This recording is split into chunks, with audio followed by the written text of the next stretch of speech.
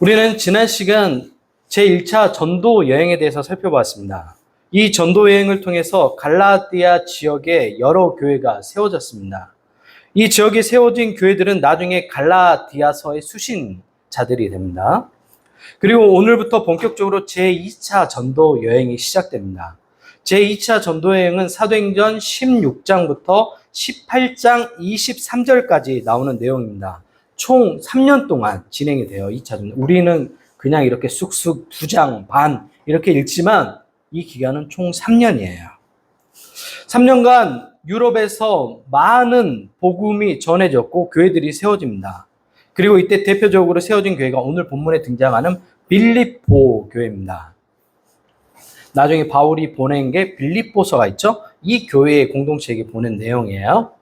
바울은 1차 전도 여행 때 세운 교회들을 다시 방문하고 싶었습니다. 왜냐하면 인제 세워진 교회들이기 때문에 신앙이 깊지가 않기 때문에 다시 다지기 위해서 방문을 원했습니다.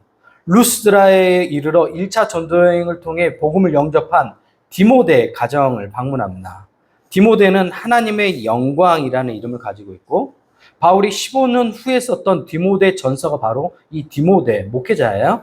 디모데에게 보내는 내용입니다. 바울의 복음 원정대는 소아시아로 가기를 원했어요. 지금의 터키 지역이었어요. 당시에는 명칭이 소아시아였어요. 그래서 터키 지역으로 가기를 원했는데 이상하게도 계속해서 스텝이 꼬여요. 바울이 그 지역의 복음을 전하고 싶었던 것은 터키 동부 지역은 이제 우리로 봤을 때 동부 지역은 복음을 전했는데 터키 서부 지역을 복음 못 전했으니까 이쪽 다음에 그 다음에 바로 옆에 있는 곳을 점차적으로 복음을 전하기를 원했어요. 그런데 이상한 일이 벌어지죠. 바울의 복음 원정대의 길을 누가 막냐면 하나님이 막으세요. 어떤 일을 하는데요? 복음을 전하는 일을 결정하고 그 길 가는데 누가 막냐면 하나님이 막으세요. 왜 이런 일이 벌어졌을까요? 바울은 오랜 기간 이 전도 여행을 계획했습니다. 성령님께서 막으셔서 선교 준비에 쏟았던 모든 노력이 수포로 돌아갈 거예요. 우리가 여행을 가더라도 그 여행에 대한 지역에 대한 뭘 검색해봐요? 화폐는 뭔지, 또 뭐 물은 어떤 걸 먹어야 되는지, 또 여행 경로랑 뭐야 다 알아봐야 되잖아요. 소아시아 지역의 플랜을 다 짜놨단 말이에요. 바울은 또 굉장히 계획적인 사람이에요. 그 계획에서 틀어지는 걸 굉장히 싫어하는 캐릭터예요.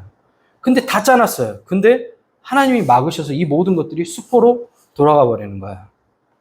이후 바울은 다시 선교 여행을 이제 밑쪽을 막으니까 그 위쪽 지역으로 가려고 했어요. 비두니아 지역으로. 하지만 예수의 영이 또 막으세요. 성령님이 막고 예수의 영이 막고 삼위일체가 다 바울의 선교 일정을 다 막아요. 바울의 복음 원정대는 매우 혼란스러웠습니다. 왜냐하면 1차 전도 여행 때 그들이 가는 지역마다 복음이 폭발적으로 증가했어요. 사람들이 복음을 듣고 어떻게 했어요? 다 회개하고 난리가 났어요. 그리고 그 다음 주에는 더 많은 인파가 몰리고 막 인기가 하늘을 치솟았단 말이에요. 근데 하나님께서 막고 계신 겁니다. 바울이 원정대가 가려고 했던 아시아 지역은 요한계시록에 나오는 소아시아의 7교회가 있었던 지역입니다. 가야 할 곳을 잃어버린 바울의 복음 원정대는 무시아를 지나 드로아로 내려갔습니다.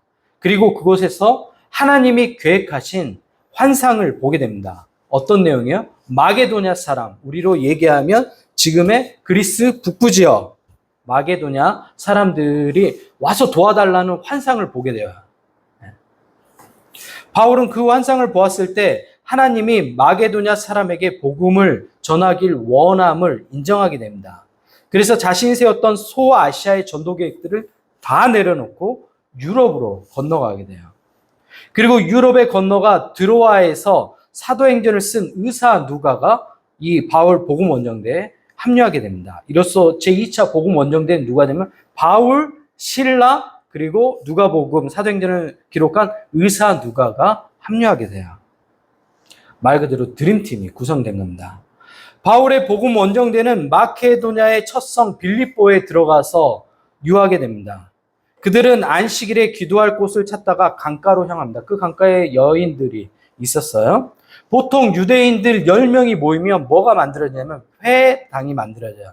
회당은 이방 지역에 하나님의 말씀을 가르칠 수 있는, 우리로 얘기하면 그냥 교회라고 얘기하면 돼요. 쉽게 얘기하면. 근데 그쪽 지역에는 교회가 하나도 없었던 거예요. 회당이 하나도 없었던 거예요. 하나님의 말씀을 들을 곳이 하나도 없었던 거예요. 유대인 남자 10명만 모이면 회당을 만들 수 있다고 얘기했잖아요. 10명이 안 되는 거예요. 네. 그러면 그쪽 유럽 토양이 어떤지 잘 아시겠죠? 바울 일행은 강가에 모인 여인들에게 전도했습니다. 그때 하나님이 루디아라는 자색 옷감 장사하는 여인의 마음을 열어주셨습니다. 그리고 복음을 받아들이는 은혜를 베풀었습니다. 루디아와 그의 집의 모든 사람이 복음을 접하고 세례를 받았습니다. 그리고 이 루디아의 가정이 이 빌립보 교회 개척 멤버가 되는 거예요. 유럽의 첫 교회 빌립보. 바울은 루디아 집에 머물면서 빌립보 지역에 복음을 전했습니다. 그리고 주기적으로 강가 조용한 곳에서 기도했는데 어느 날 바울 일행이 기도하려고 가는데 어떤 귀신 들린 여종, 그러니까 우리로 얘기하면 뭐 신이 임한 사람들 있잖아요. 신내림 받은 사람들. 그래서 그 신내림 받은 거 가지고 사람들의 사주를 풀어준다거나 어떤 것들을 이야기들을 해주면서 돈을 수익을 버는 그런 여종이 있었어요. 그러니까 여종이 있었다는 건 주인이 있었다는 얘기겠죠. 그리고 그 주인들은 이 여종, 귀신 들린 이 여성을 통해서 뭘 얻었어요? 수익을 창출을 했어요. 근데 바울을 쫓아다니면서 계속 얘기하는 거예요. 이 사람은 하나님의 전능하신 사람이라고. 근데 바울이 조용히 뭐 하려고 어디로 간다고 그랬어요? 기도하러 가려고 하는데 계속 쫓아다니면서 얘기하는 거예요. 여러분 누가 쫓아와서 여러분 보고 계속해서 이 사람은 하나님의 사람이라고 막 사람들 다 보는데 계속 그렇게 얘기하면 일상에 일을 할 수가 없죠. 그래서 바울이 그 귀신을 쫓아내버려요. 그랬더니 이 여인은 어떤 사람이 됐어요? 정상적인 사람이 됐어요. 좋은 일이에요, 나쁜 일이에요? 좋은 일인데 누가 화가 나요? 주인들이 화가 나죠. 왜? 이 여인이 귀신 들린 것 때문에 사람들에게 점을 봐주고 돈을 벌었단 말이에요. 근데 이제 이 사람이 노멀해져 버렸어요. 정상인이 됐어요. 신내림 받았던 그 사람이 이제 정상인이 돼버린 거예요. 더 이상 뭔가 점을 봐줄 수 없는 상황이 된 거예요. 그러니까 어떻게 해요? 이 주인들이 바울 일행에 대해서 적개심을 푸는 거예요. 우리의 사업을 망쳤다. 그래서 고소해요. 로마 사람들에게. 이 사람들이 이상한 말 전하고 이 도시를 전복시키려고 한다. 우리로 얘기하면 빨갱이다. 이렇게 하는 거야.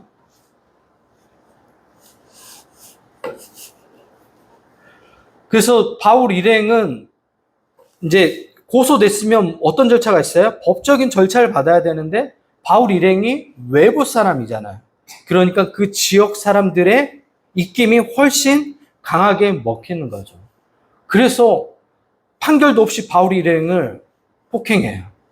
그리고 감옥에 가둬버려요. 어떤 상황인지 알겠죠? 네. 매질 당원 후 바울과 실라는 깊은 옥에 갇히게 됩니다. 감옥에 갇힌 바울과 실라는 밤중에 찬양했습니다. 여기서 밤중이라는 단어가 헬라어로 카타톰 메소닉티온이라고 얘기하는데 12시를 의미해요. 12시. 그러니까 밤중은 12시. 그러니까 한밤중이겠죠. 근데 바울과 실라가 이때 하나님을 찬양해요. 쉽지 않는 일이잖아요. 매 맞고 복음 전했는데 감옥에 갇히고 자기가 계획했던 선교 계획은 다 수포로 돌아가고 또 그래서 유럽으로 가라고 해서 왔는데 갔으면 잘 돼야 되는데 하나님이 가라는 데 갔잖아요. 하나님이 갈아서 갔는데 왜 이런 일이 벌어져요? 왜 저는 감옥에 들어가야 돼요? 감옥에 그냥 들어갔으면 말도 안 해요. 맞았어요. 막 이런데 막 터져가지고 뭐 피 나오고 안에서 쓰리고. 그런데 뭐 했다고요? 기도하고 찬양했대요. 근데 놀라운 일이 벌어졌습니다. 큰 지진이 나서 옥터가 움직이고 곧 문이 열리고 모든 사람의 매인 것이 벗겨진 거예요. 착고가 벗겨진 거예요. 벽에 묶어놓던 지진이 일어나니까 흔들려서 다 빠져버린 거예요. 간수가 자다가 이제 깜짝 놀라죠. 그리고 죄수들이 도망한 줄 알고 죄수들이 도망가면 누가 책임을 물어요? 간수가 책임을 물어요. 그래서 자결하려고 했어요. 왜냐하면 그 벌이 굉장히 중하기 때문에. 그때 바울이 어떻게 했냐면 네 몸 상하지 마라. 우리 그대로 있다. 걱정하지 마. 네. 간수가 가봤어요. 이 일들은 어떤 일이에요? 이 간수가 살면서 한 번도 경험하지 않는 일이에요. 그리고 이 사람들은 하나님의 사람이라는 확신이 들었던 거예요. 그래서 바울에게 무릎을 꿇어요. 그리고 저희가 어떻게 해야 구원을 얻을 수 있습니까? 그랬더니 그 유명한 구절 얘기죠. 주 예수를 믿으라. 너와 내 집이 구원을 받으리라. 그리고 세례를 받고 이 가정이 빌립보 교회 개척 멤버로 합류하게 돼요. 하나님께서 이 계획하신 게 참 오묘하죠? 네. 여기까지가 이제 오늘 본문의 내용이에요. 우리는 때때로 하나님이 맡기신 일을 할 때 우리가 해결할 수 없는 문제 앞에 놓이게 됩니다. 이런 문제 앞에서 때로는 우리가 어떻게 하냐면 절망하게 돼요. 그리고 이런 절망이 깊으면 하나님을 위한 일인데도 불구하고 포기해버릴 때가 있어요. 나 안 해. 나 너무 힘들어. 저 말고요. 우리가 일반적으로 그런다고요. 여러분들 하지만 잊지 마세요. 우리가 이런 막힘 앞에 있으면 반드시 뭐가 있냐면 열림이 있어요. 열림이. 막힘이 있으면 반드시 열림이 있다니까요.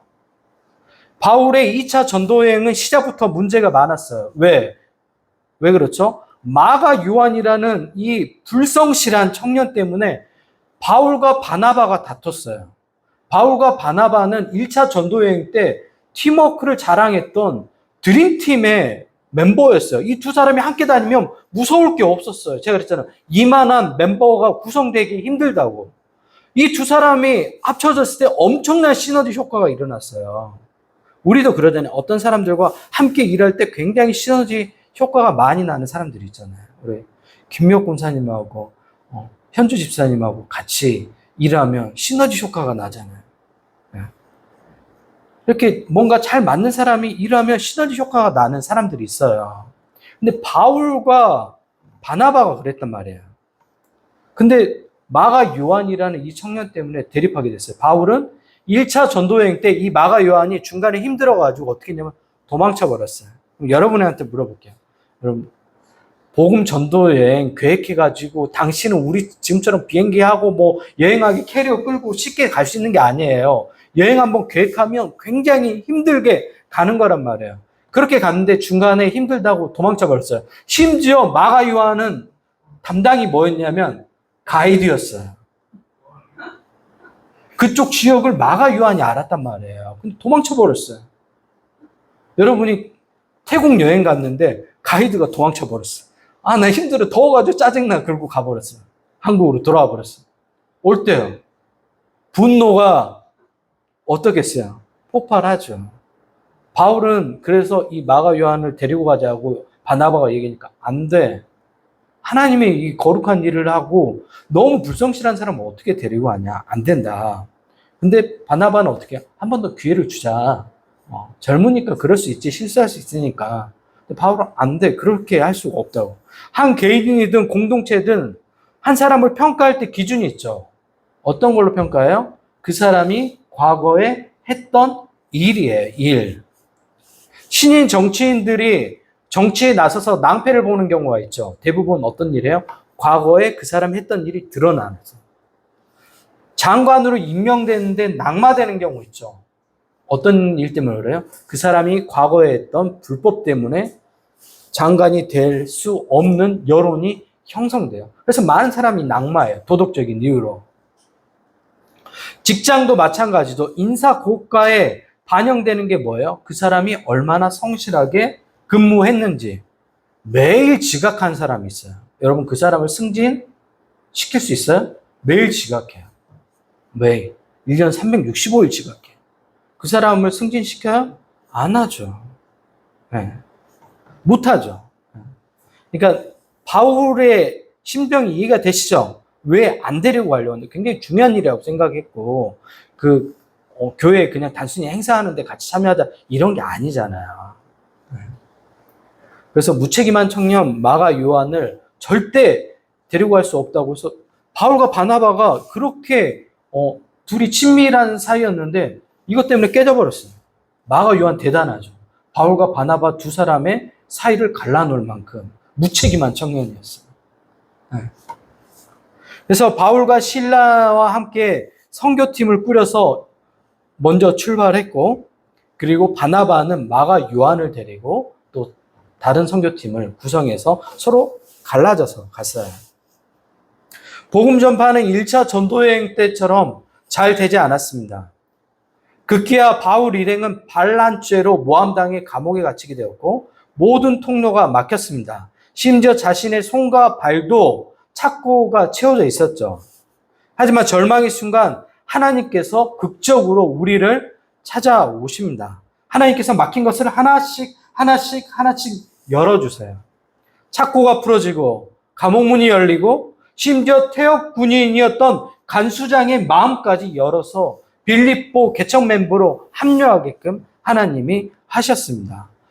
아마 바울은 그제서야 하나님의 일은 내가 하는 것이 아니고 하나님께서 하시는 거구나라고 깨닫게 됩니다. 오늘 소개한 이 세 그룹이 빌립보 교회의 창립 멤버예요. 자주 장사하는 루디아의 가정, 그 다음에 로마의 퇴역 군인이었던 빌립보 간수장의 가정, 그리고 마지막으로 귀신 들렸던 점쳤던 여종, 이 사람들이 구성돼서 빌립보 교회가 이루어진 거예요. 개척 멤버가. 하나님은 이 특별한 조합을 통해 개척교회 빌립보 교회를 세우셨습니다. 여러분이 아시는 것처럼 빌립보 교회는 바울의 마지막까지 신실하게 경제적인 지원과 정서적인 지원, 그리고 기도의 동원을 해줬던 유일한 교회예요.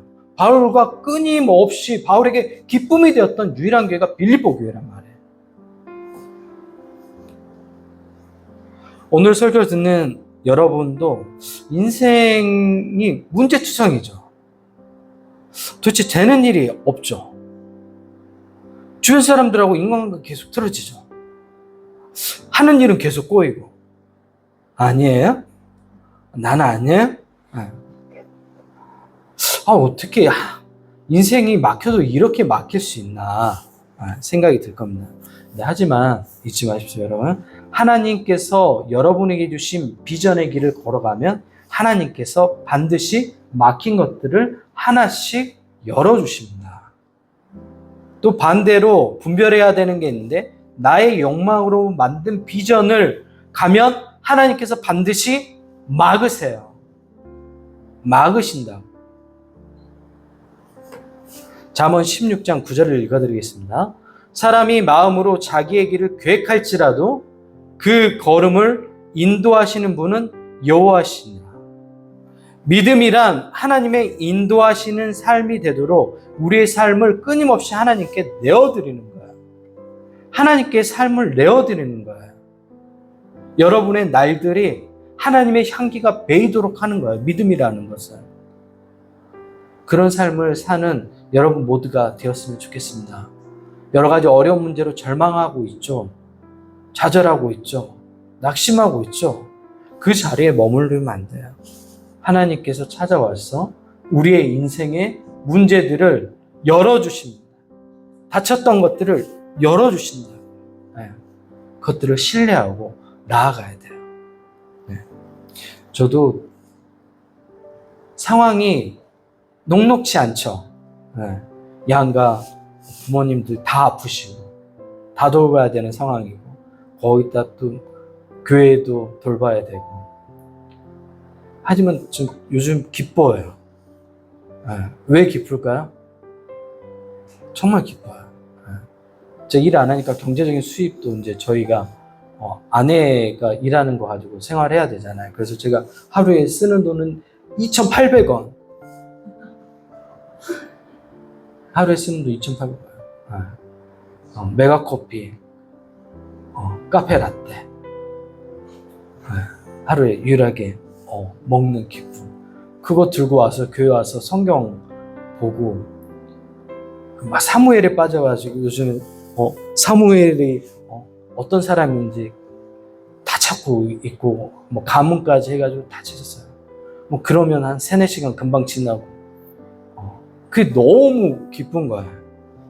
왜 기쁘냐면 하나님 말씀을 잘 준비해서 성도들에게 잘 전할 수 있다는 그런 기대감 때문에 기쁜 거야. 그래서 내가 더 많이 연구해야지, 더 많이 공부해서 교회는 작지만 한국에서 그래도 손 안에 드는 성경 내용을 전달하는 목사가 돼야 되겠다.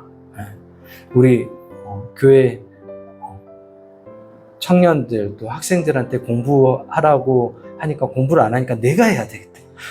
이제 안 하니까 내가 해버려야 되겠다. 이제 또 공부하려고 마음 먹어서 그런지 이제 제 친구 중에 정인이 형이라는 작가가 있어요. 근데 그 출판사를 직원으로 있는데 책을 한 박스를 보내줬어요. 그래서 제가 달라고 한 게 아니라 이제 책 보라고 좋은 책들 나와서 아주 공부하려고 하니까 또 이렇게 책도 무료로 보내주고. 그래서 요즘 책 읽는데 도파민이 막 넘쳐요. 너무 기뻐요. 너무 즐겁고 시간이 가는지 모르겠어요. 어떻게 하는지. 막혀 있으면 하나님께서 열어주십니다. 절망하지 마시고, 바울 같은 사람도 하나님의 일을 하는데 쉽게 진행되지 않잖아요. 그런 것들 어떻게 다 우리도 그런 것들이 단숨에 그렇게 쉽게 될 거라고 생각해요.